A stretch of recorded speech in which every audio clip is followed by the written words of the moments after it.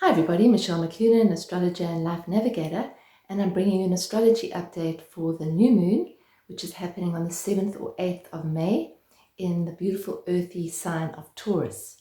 A new moon, for those of you who are new to this, or as a reminder, a new moon is always a time to start new things, to plant new seeds for the month ahead of us. So the new moon happens when the moon and the sun meet at the same degree in the zodiac, in the sky. And so from our perspective, we don't see the moon because there's no light shining on the moon, which basically means that it's the beginning of the monthly moon cycle. And then 2 weeks after new moon, we have a full moon, which is where they're opposite each other in different signs. So this new moon has various themes in it as per normal, but the main theme really is the Taurean theme, because we have a number of planets in Taurus this new moon. We have the sun, we have the moon, we have Venus, which is the planet of love and money and partnership. We have Uranus, which is the planet of change, and we have Jupiter, the planet of abundance, all in the sign of Taurus. There is still quite a lot of Aries energy around, but definitely the focus has shifted. As the sun moves into Taurus, everything kind of slows down a little bit, but there's a caveat to that with Jupiter and Uranus in the mix. If we break it down a little bit, Taurus is what we call a fixed earth sign. So out of all the earth signs, it's the most fixed, which means it's the most solid, the most stable. And Taurus is really a sign which seeks safety, security, self-worth, enough money, enough security in your outside world. It's the sign of the earth. So whenever the sun or any other planets move into Taurus, especially when there's a lot of them like now, there's a big sort of call to come back to groundedness, to connect to Mother Nature, and to embody our bodies as well, to really listen, to slow down a little bit and listen to what our bodies are telling us. We've been through a lot of really crazy transits and eclipses and a lot of Aries energy, a lot of very unbalanced, unsettled energy, and it's not finished, but now's the time to actually absorb and integrate the lessons that we've learned and to really connect with our sense of our center, our center of stability and security. That's for me what Taurus actually says. And it feels like it's quite supported by Venus being in the sign of Taurus. A little bit more astrology for those of you who are learning. Venus, the planet, rules the sign of Taurus. So what does that mean? Well, that brings in the element of Venus. Venus is the planet of love. It's the planet of partnership. It's the planet of beauty. So all those things can come into the spotlight when we have all this energy, this amount of energy in Taurus. So there's a fixity about it. There's a calming down a little bit, slowing down, just stopping the noise a bit and really embodying the moment. So if you are one of those people who kind of push forward all the time and run at quite a speed, you might want to just take some time over the next while. And it's already started. I'm making this video on Thursday, on the Thursday prior to the new moon, on the 2nd of May. Any time from now is a really good time to just take those moments out of your busy day. Because in alignment with this new moon, we also still have these planets, Uranus and Jupiter. And Uranus is the planet of change, the unexpected. It's kind of an electric energy. It kind of can create a bit of nervous energy for some. For some people, it can just be a really nice opening, expansive energy because it's very close to Jupiter, and Jupiter is the planet of openness and expansion. So it's the energy of openness and expansion and the new, which is Uranus, embracing the new, but they're in Taurus along with the sun and the moon, which wants to kind of keep things the way they are if they're stable and steady. If they're not stable and steady, then yes, you do want change. You want sudden change. You might want something to completely shift you. So that's the energy right now. So the way I kind of read this is that If we're looking for the outside, for the external circumstances of our lives, if we're looking to the bank account, the government, if we're looking to find our sense of stability and security in the outside world, particularly at times like this, when the outside world is not that stable, the economies are not that stable, the earth itself is going through a massive shift. So there's huge weather patterns moving through, there's instability in governments, there's instability in our earth, there's earthquakes and floods and all sorts of things happening, which I'm aware always happen, but it does seem to be a bit accelerated right now. So if we are looking at the outside world, if we're looking at structures and surety to give us our sense of security, that might not be happening right now. So where do we find our sense of security? We find it here. We find it in the moment. We find it in our breath by breath awareness. We are pure awareness, having an experience in this body, on this planet, in this home, in this country, which is shifting all the time. So for me, the Taurean energy says, how can we consolidate our energy? How can we bring more calm into our beings? How can we recenter ourselves regardless of any kind of chaos or unexpected surprises or upheaval in our outer world? The other thing that comes to me is how do we nourish ourselves? How do we nourish ourselves on a daily basis? Do we listen to our bodies? Do we take care of our bodies? What are we eating? Many of us with the shifts in energy right now are becoming more sensitive to food and drink, and we might not be able to drink and eat the same as we used to. So it's to be aware of that. I ate that and now I don't feel so good. So maybe it's your body saying, don't eat that. Give it a break for a little bit. I believe that's also what this energy of change is about. Uranus is the energy of change. So if you feel that you're stuck, which can happen when there's a lot of Taurus energy, if you feel like you're stuck and you're in a rut and you just keep going, then change it up. Do something different. If you get up and do the same thing every morning, why don't you do something else? Instead of having tea, have water or lemon water. Or if you, instead of sitting inside, sit outside. Or instead of going straight onto your computer or your phone, go for a walk. See if you can do something completely different. So the shadow side of the bull, of Taurus, is that if we're not able to actually keep our center, ground ourselves, nourish ourselves, there can be frustration. There can be a sense of not feeling safe. There can be a sense of even feeling angry. So this energy is showing us how do we nourish ourselves? How do we find our security? All structures are unstable. And that's just the truth. So as much as we think that we have security in a job, in a career, in our bank account, in our home, that's not always the case. So we need to look for that security inside. The other theme with this new moon is the theme of self-worth, self-value. It's like an epidemic in our society of us not feeling good enough. It feels that we've aligned to very many times other people's values, societal values, parental values, schooling, education values of what we need to do and who we need to be in order to be worthy, in order to be seen as valuable. And many times we look for validation from outside. I will feel valuable and worthy if you tell me that I'm valuable or worthy, or if I get compensated for what I'm doing. What if we were valuable and worthy despite what we were doing out in the world? What if we were valuable and worthy just by being here, by being on the planet? And if we can find that value which resides in us, then we can actually start to move through the world without so much fear.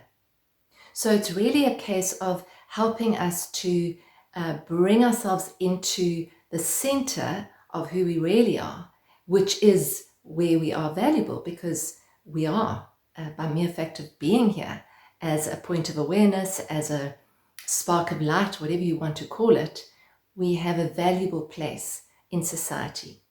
It's very interesting sometimes when you watch somebody that's getting really old. I think back on my late mom, and she died when she was 92. And it was very interesting because in the last few years of her life, there was not a lot that she could physically do anymore.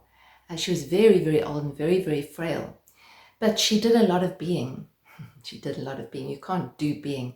But she was in a being state a lot.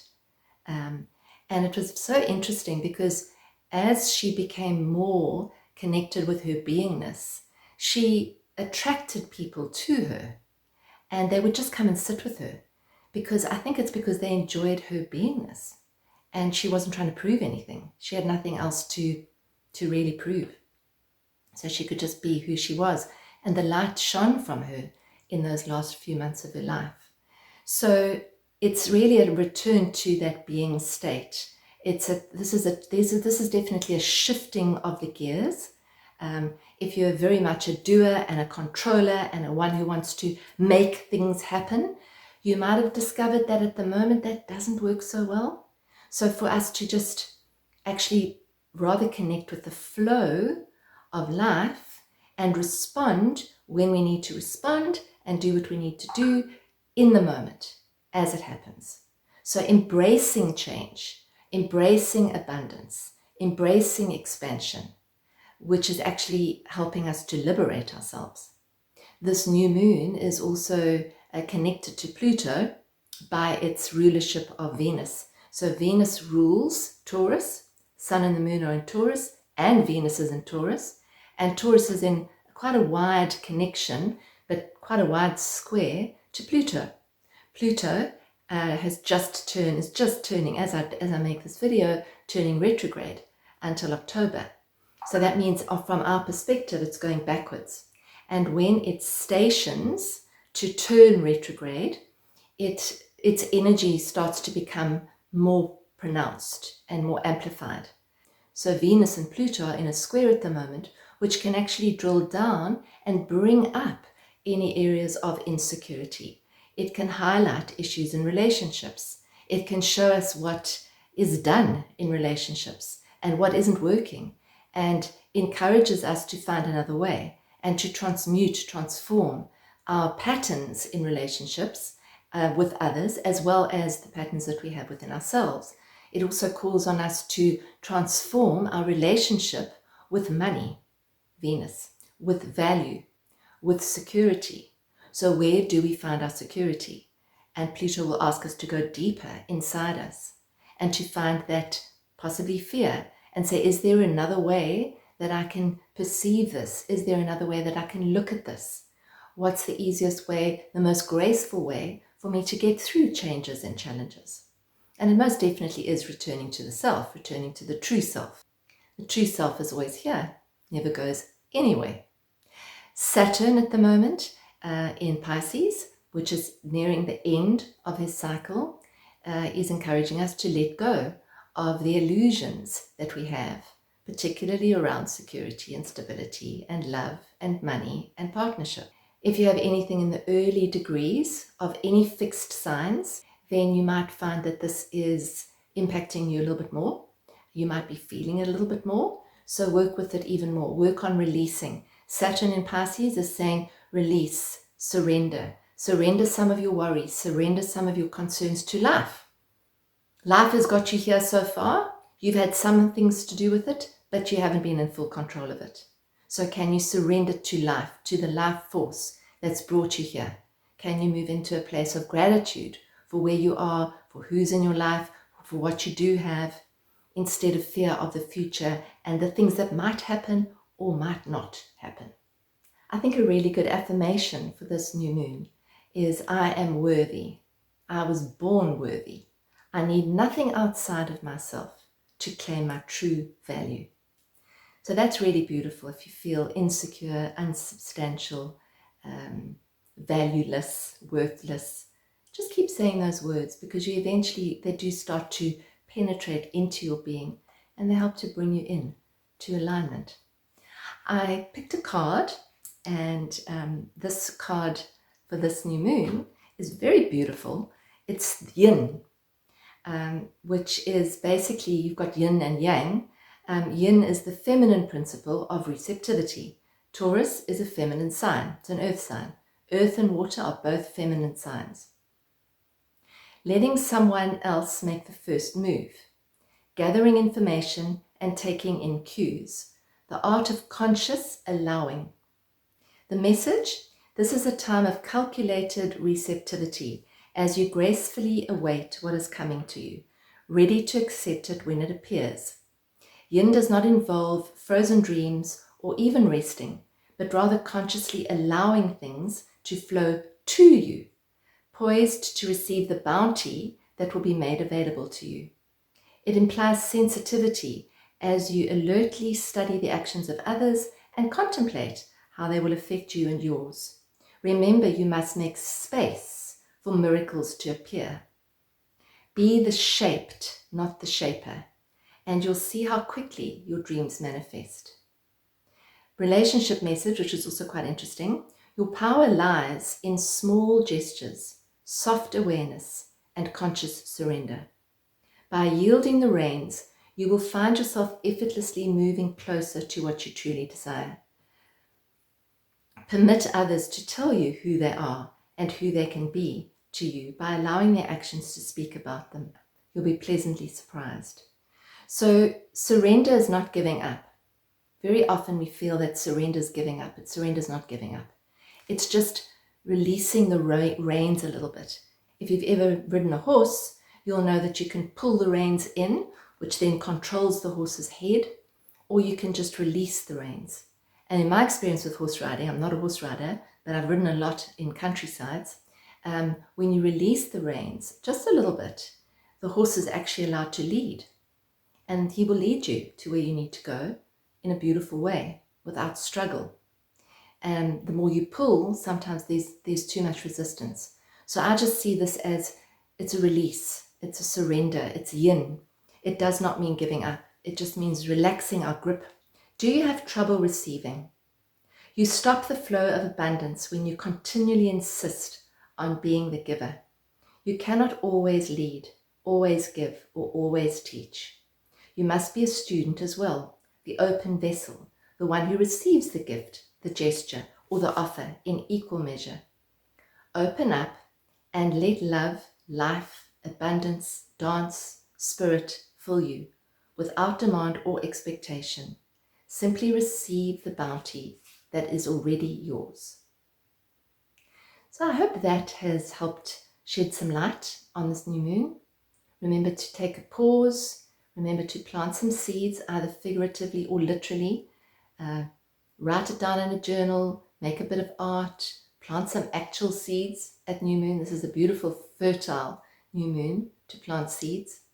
And more importantly, set your intentions for how you want to live your life on a daily basis, on a minute-by-minute basis. What you want to let go of, what's no longer serving you, and how you would prefer to be in the world, how you would prefer to dance with the world. If you've enjoyed this update, please like and subscribe and share it if you feel that was helpful, and comment in the comments below. I love reading your comments. It's lovely to know that there are people out there watching this and interacting. This is a little community, so I'd love to hear from you. If you'd like to book a session and see how all these very important transits and progressions and alignments are interacting with your own chart, you're welcome to book a session with me via my website. Information is down below. I do original astrology readings if you've never had one done before, online all over the world. And I also do life navigation sessions using your chart as a compass. I help to actually guide you and help you navigate your journey. So you can contact me with the details down below. And just a reminder that John and myself, my partner John and myself, will be running a retreat at the Buddhist Retreat Center from the 10th to the 14th of May. And there is still a room available. All bookings are done through the BRC, and the details of that are also below. Thank you very much for listening. I hope this has helped, and look forward to seeing you again in 2 weeks' time.